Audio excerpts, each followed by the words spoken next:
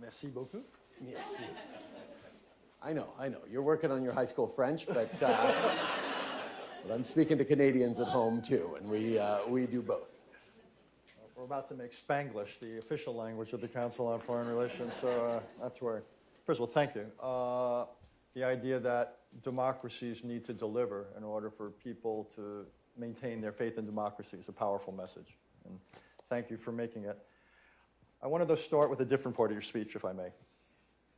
This will probably drive your staff crazy. I apologize. But you said the world's a tough place, and we're the Council on Foreign Relations, so I wanted to pick up on that. And it is a tough place, and you mentioned a lot of the things in the beginning to your speech. You've got, in many ways, a deteriorating security environment. We see the aggression in Europe, something 30 years ago when Europe was proclaimed to be whole and free, we were not expecting. You mentioned Ronald Reagan. We see the growth of Chinese power, much greater assertiveness abroad. We see the challenges in the Middle East. You mentioned global challenges. So the question is, let's talk about Canada's response to this. There's been some speculation or controversy about it, whether you think Canada's response to a deteriorating security environment is adequate. And to the extent you don't, what's your thinking about what Canada needs to, again, to use your phrase, meet the moment? We need to continue to invest more in defense, among many other things. I think that's probably part of what you're going at. The previous Conservative government, for all its saber-rattling in our country, managed to drop defense spending to below 1% of our GDP.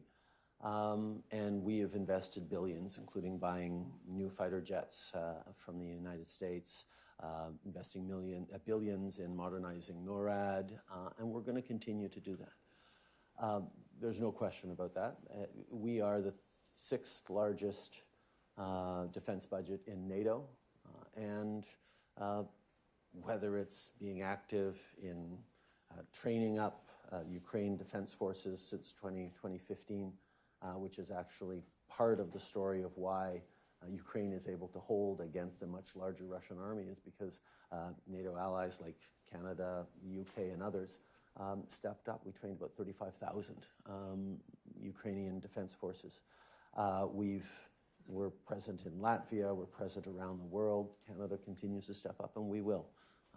There's no question about that. We're going to continue doing it in a responsible way.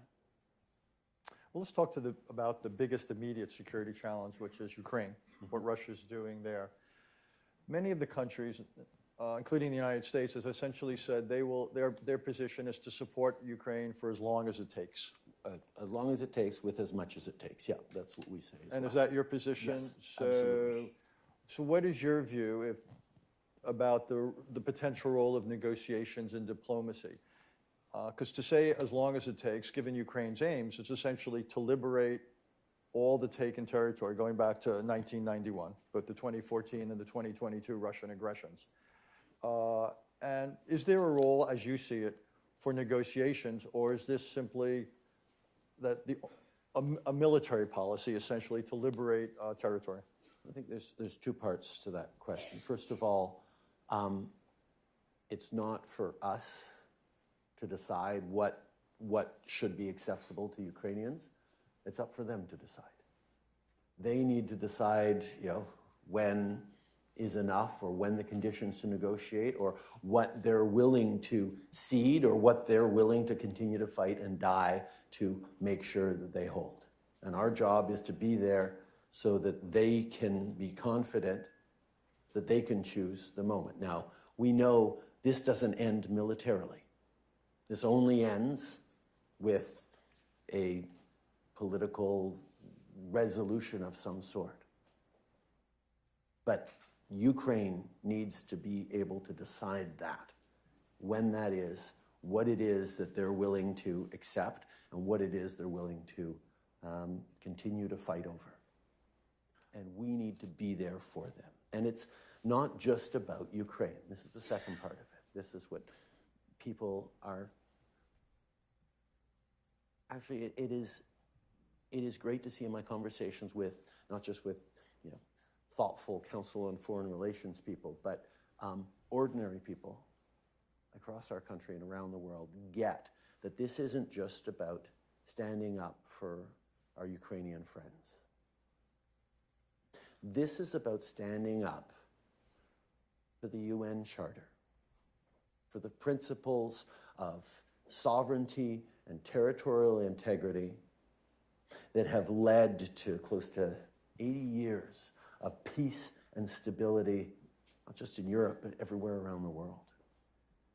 The values and the principles that underpin all of our freedoms and our systems of democracy and the right of people to choose what their future is what is being contested right now by Russia. The idea that might could somehow make right once again. And it's not just about Russia and Ukraine, obviously.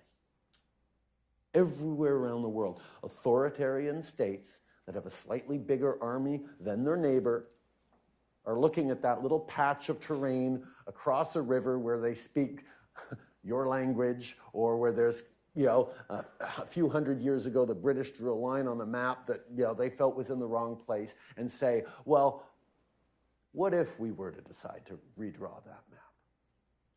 Everywhere around the world, people are looking at Russia's decision to invade Ukraine and saying, hey, if that works out,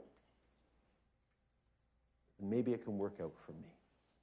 And that's why the West in general, but countries around the world, 142 or so, at the vote at the UN a number of months ago, stood up and said, no, what Russia is trying to do cannot succeed. It's the wrong direction for our world, and they can't redraw the lines on a map or resettle what the international rules-based order is.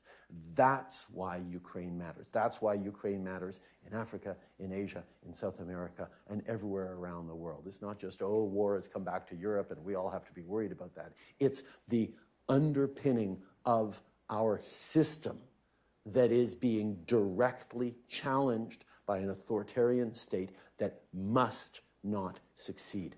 That's why, as much as it takes, as long as it takes, until the folly and the mistake of Putin's decision is clear for everyone.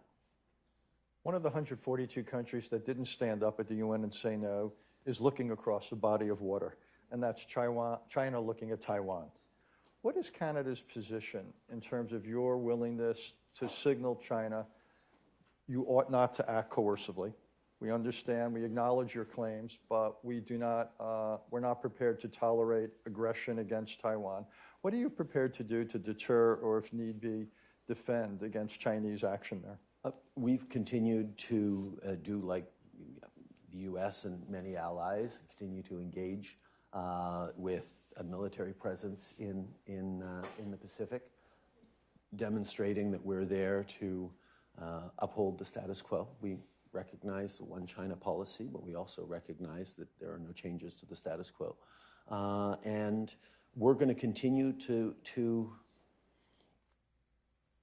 engage with China in a way that is aligned with our values and the principles that underpin our democracies. And that means obviously recognizing that China has chosen to be an increasingly disruptive global power, that there are things that we're going to need to work with China on. A great example was COP15 in Montreal, the nature COP that we co-hosted with China just in December, where we managed to put forward some really ambitious commitments to protect 30% of our land and 30% of our water around the world to protect biodiversity. So there's ways we're going to be able to work and need to work with China, particularly around the environment. But we're going to have to continue to challenge and compete with China on an economic level, and we are going to be contesting China on the issues of human rights, whether it's in Xinjiang or Hong Kong or elsewhere, and abuses and challenges around the world. We're going to continue to step up. So ignoring China is not an option for anyone, but being strategic and thoughtful and firm and clear on how we engage with it is the path forward for all of us. And that extends to So China understands that Canada would be prepared to oppose any aggression against Taiwan? We will continue to stand for the principles of the rules-based order and international law. Let me talk about trade for a second. You mentioned the USMCA. What is your sense of how well this is going? And do you envision 3.0, if NAFTA was 1.0 and this is 2.0? In the back of your mind, or maybe in the front of your mind, though, do you have a sense of 3.0, where we need to take this going forward? I think the natural extension of trade is understanding that trade is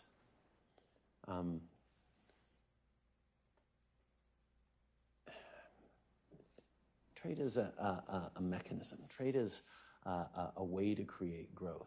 But for a long time, we all fussed around, sign the trade deals, open the market access, and we didn't think about what we were going to do with the benefits of that trade or how we're going to ensure that the trade works. I think the USMCA, as it now is, CUSMA as we call it, or New NAFTA as I seem to revert to all the time,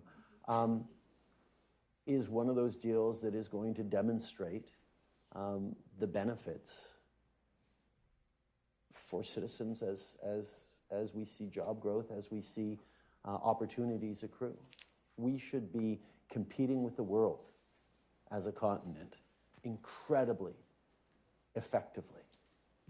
We should be demonstrating, and the IRA demonstrates well, that we can bring into this continent investments in technologies of the future. In Canada, unlike other countries that are a little further from the United States, our level of integration into the American economy, the supply chains, the interoperability from the auto sector to technologies to minerals to academics, means that what's good for the United States end up having positive spin-offs in Canada. I don't like to think about a 3.0 because I think what we have right now is going to last a very, very long time. Is there any tension between a Canada, as you described it, that is signing more trade agreements than anyone, and the United States that essentially is out of the business of signing trade agreements? We've become more protectionist, industrial planners, what have you. You've clearly embraced free trade, or a version of it with fairness. Do you worry that that means that these two integrated economies in some ways now are on slightly different trajectories? Not particularly. The United States has always been a big enough market unto itself to be able to not have to worry too much about trade. Trade is good, trade is a bonus, trade should happen. Canada has always had far too many resources for the number of people that we have, so we've always needed to look to trade. So that has been a part of our makeup and part of our respective identities for a very, very long time. And we've ended up working it out in very complementary ways, where Canada can be more open to the world, and the U.S. perfectly happy chugging along doing its own thing for the most part. And we, you can't be Canadian without being aware of the U.S. because the scale is so much bigger, right? I mean, that's just, so as soon as you're aware of one other country, easy to be aware of all other countries. Americans do just fine being very aware of America, and you have the size that backs it up. So there's always going to be that slight misalignment, but we make it work for us, and you should go into politics. That's good. That's good. I want to end my part of this with circle back to where you began, talking about democracies under pressure. I just have two questions. One is about Canada. You emphasize the importance, essentially, of the Canadian economy delivering. So people got up and they saw that their lives, or most likely their children's lives, would improve. What, though, if anything, needs to be done politically in Canada? Just say that were to happen. Does that ensure that Canadian democracy endures in a thriving way, or are there any structural problems in Canada? We were talking before about education, for example, and what is or is not being taught in schools. essentially, will economic performance alone get Canadian democracy where it needs to be later this century? Or does Canada also have to, in some ways, tend to its democracy in a more narrow political, educational sense? Like all democracies, Canada didn't happen by accident. And it won't continue without effort. You have to tend to your democracies. People have to understand their responsibilities as citizens to be part of it. And yes, education and civic education is really important. But fundamentally, it's about confidence in community, confidence in institutions. We went through that with the pandemic. Right? In Canada, we were able to deliver income supports extremely quickly. So people who lost their jobs in the beginning of the pandemic because of the pandemic had to stay home, didn't even miss a paycheck. And we gave really big supports to small businesses as well.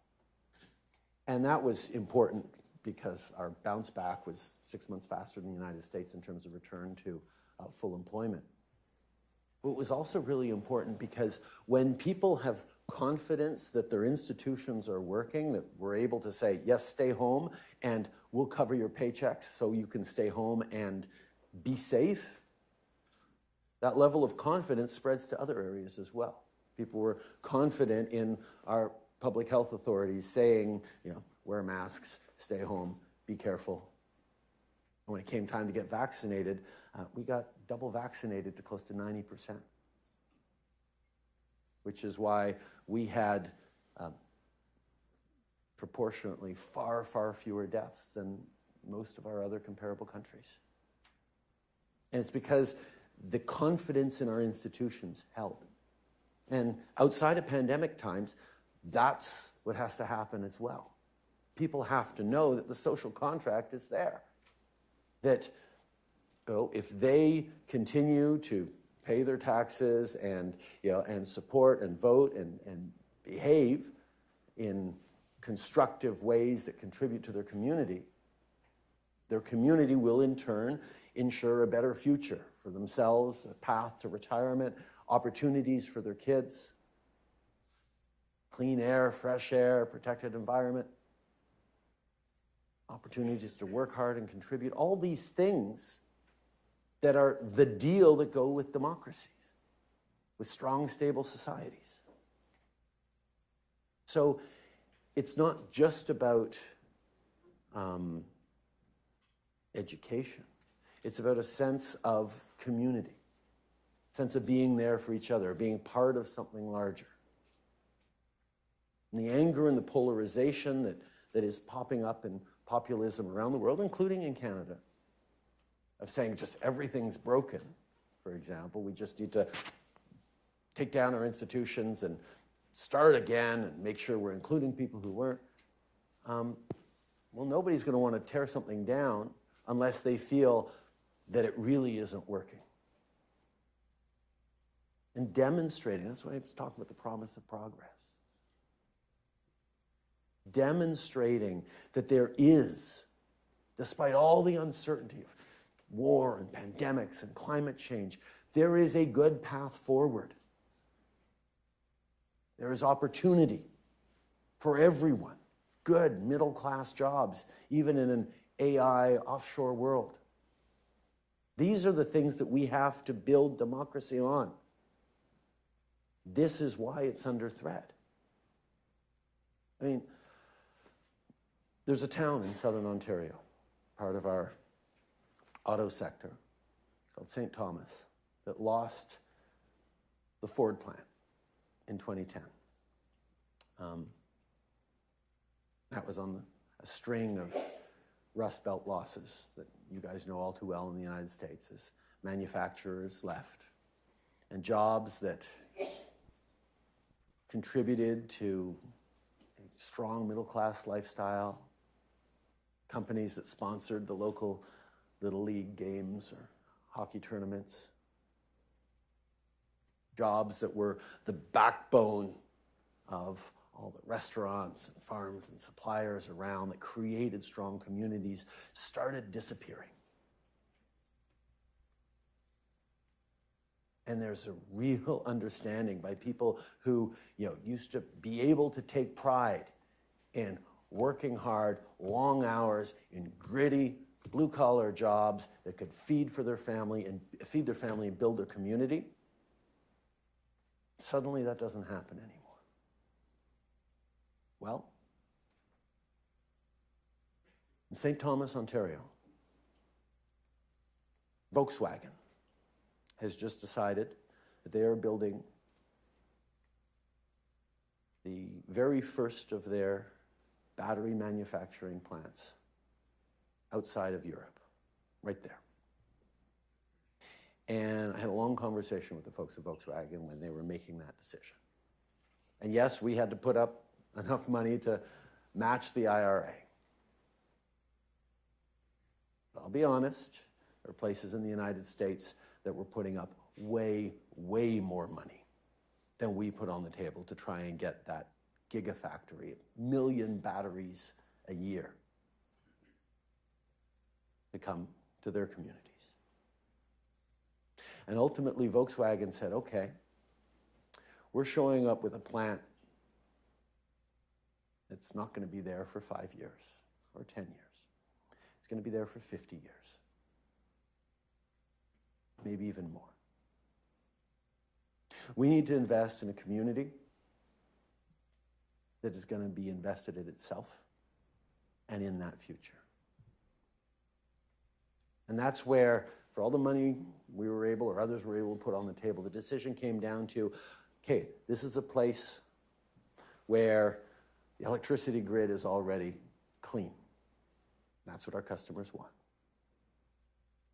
Where the workers have childcare, health care, and dental care, live in strong, growing communities that keep growing because we're welcoming immigrants from around the world at a time of labor shortage.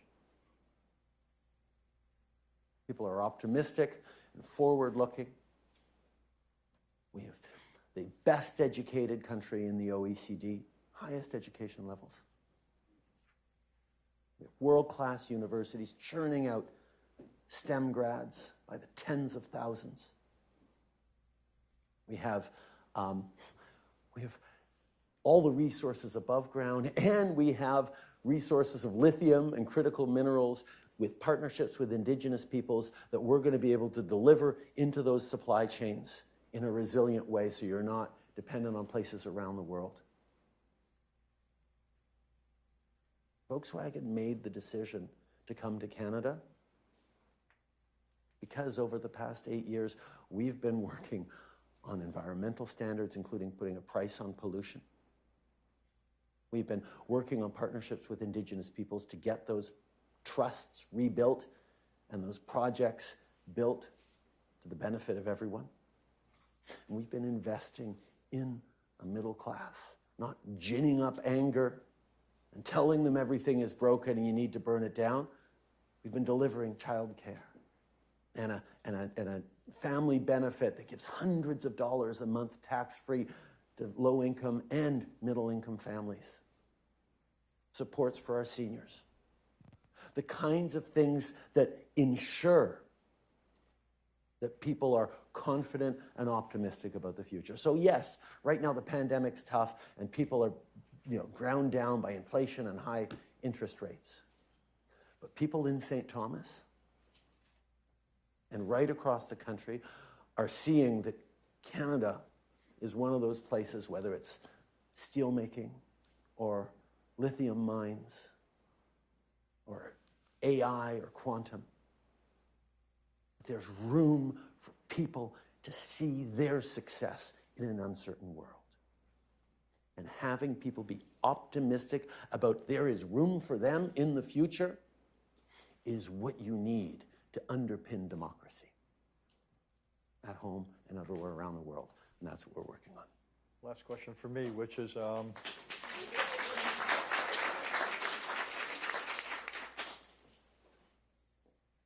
like to get your views on another democracy, the one to your south, which is given how important the United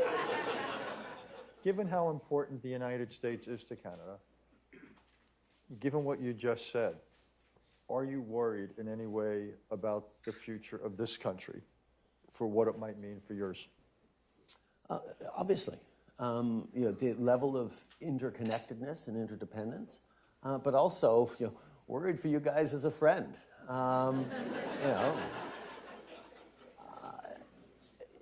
You guys are the greatest democracy in the world. And right now, it's not just that it's being taken for granted by so many of your citizens.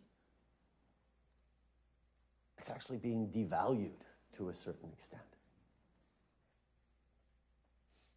It's not people's fault. I mean, the same forces are happening in Canada and elsewhere. It's that too many people feel the system is rigged against them.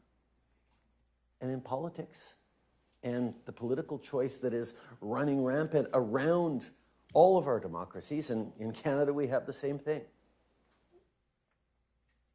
Political parties who know people are anxious and angry and say, wow, I can just reflect that back at them and they'll feel heard and they'll support me. Because amplifying anger is a very effective short-term mobilization policy strategy for politics, or tactic even for politics. The tougher challenge is to figure out how to roll up your sleeves and solve it. They say, well, how do we address that? And that's the choice that that your current president, President Biden, is trying to focus on. And it's a really, really tough thing to propose the earnest hard work of fixing something in incremental, complicated, difficult steps, as opposed to, hey, let's just snap our fingers and light a fire, burn things down. But the level of confidence I have in people's ability to do it is not pie-eyed optimism. It's an understanding of what Canadians and Americans have accomplished over the past decades and centuries through incredibly difficult circumstances. Our citizens have always been able to roll up their sleeves, work hard, and build a better future. They just need governments and business leaders and community leaders that are giving them the opportunity to do that. The problem with our countries and our democracies right now isn't that people, are being worked too hard.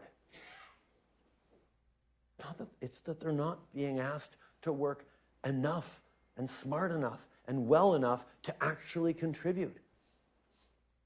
When people are having to take gig jobs, people are having to work 3 or 4 jobs to try and make ends meet, and they're underpaid in each one of them.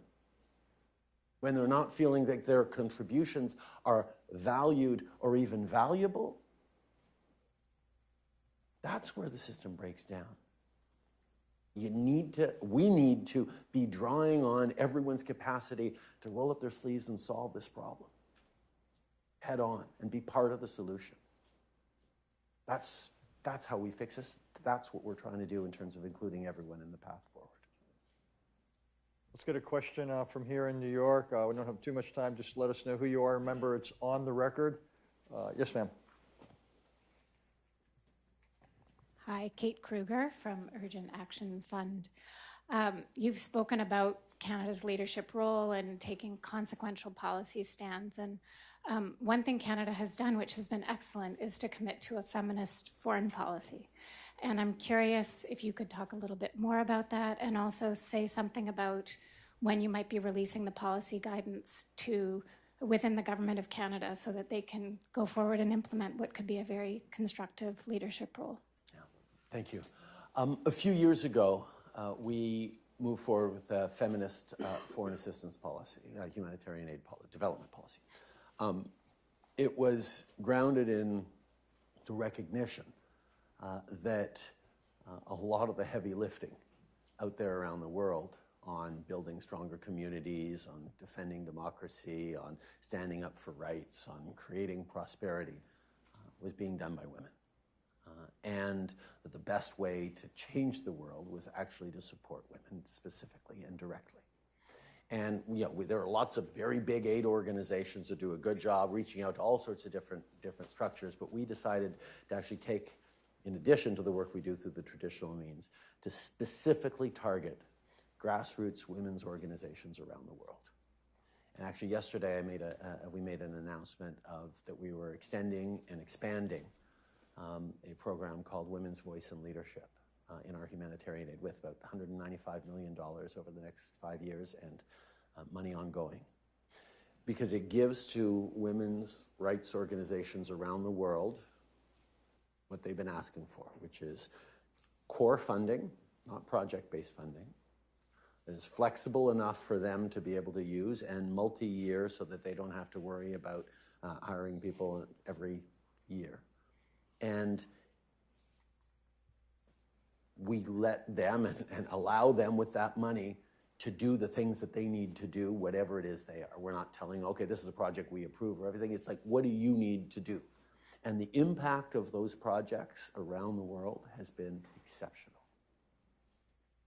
When we change the paradigm and actually empower women to shape their communities, to defend their democracies, everything starts to change. I mean, I could go into examples in Sudan and where that breakdown is all part of it. We had our ambassador for peace and women, peace and security yesterday talking about that. These are the things we need to really focus on doing, and there's obviously more to do, and we're going to keep doing it, but getting more countries around the world to do that as well is one of those strongest levers for making a difference in the trajectory of our communities around the world. Let's get a quick question from Zoomland. We will take our next question from Adam Silverschatz. Thank you, Prime Minister. You spoke about the Volkswagen plant. I'd love if you could just expand a little bit more broadly on your EV strategy and critical mineral strategy, both at home and abroad. I think a couple of days ago, Canada's only rare earth mine facility shuttered operations because of lack of economic viability. So we'd love to understand kind of your domestic industrial policy perspective there. And then from a foreign policy standpoint related to this area, Africa is clearly an area of a lot of proxy involvement from China and from the West, a lot of rare earth and critical mineral capacity there. So how you think about Canada's role in engaging on that front as well. Thank you. No, excellent. A few years ago, Canada was ranked 6th in the world in terms of battery supply chains. As of last year, we were 2nd in the world, only to China, in terms of battery supply chains. We made a very, very deliberate choice to invest in. Canada does mining well.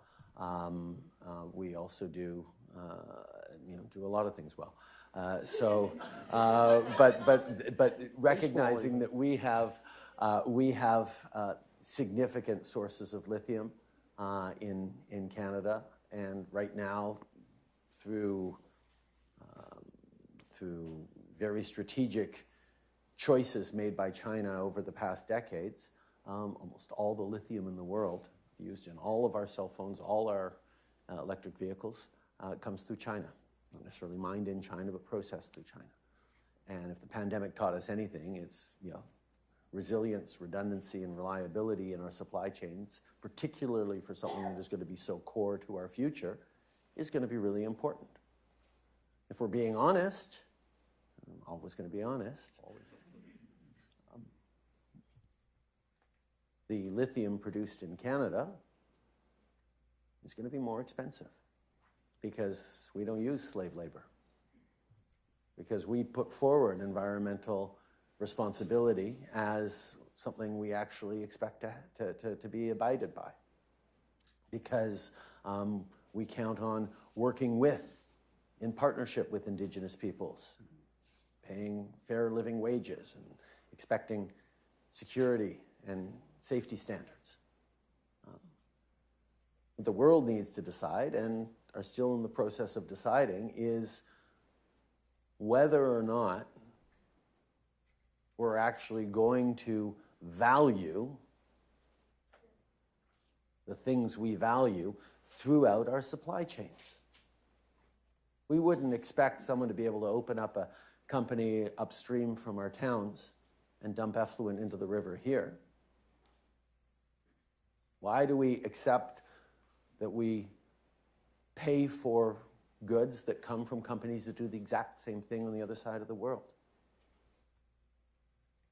If we want democracies to win, our values to win, we have to understand that the problem following the fall of the Berlin Wall was not that there was something wrong with our democracies. It's that we weren't holding true to our values the whole way through the supply chains. We were counting on cheap oil and cheap goods from parts of the world that do not abide by the goals that we have for ourselves and our communities. And that's the process that's turning around. That's where Volkswagen chose to come. That's where Michelin is continuing to invest in Nova Scotia. That's where Rio Tinto is making huge bets on hydrogen processing in our iron ore facilities. This is why companies like Stellantis and Ford and GM are coming back to Canada in a big way, because they see that reliability and that quality through the supply chains is a key part of where we're moving forward. And there are going to be bumps along the way, as you pointed out with vital metals, but we're on the right track, and this is the track the world is increasingly demanding. I think we've just got a bit of a head start in Canada. It's 9:15, and I think you've got a hard stop. I apologize. I know there's lots of hands. Apologize we couldn't get to more questions. Prime Minister made clear that Canada was second in the world now in battery supply chains. I want to make it official that it's also second in the world on socks on this platform today.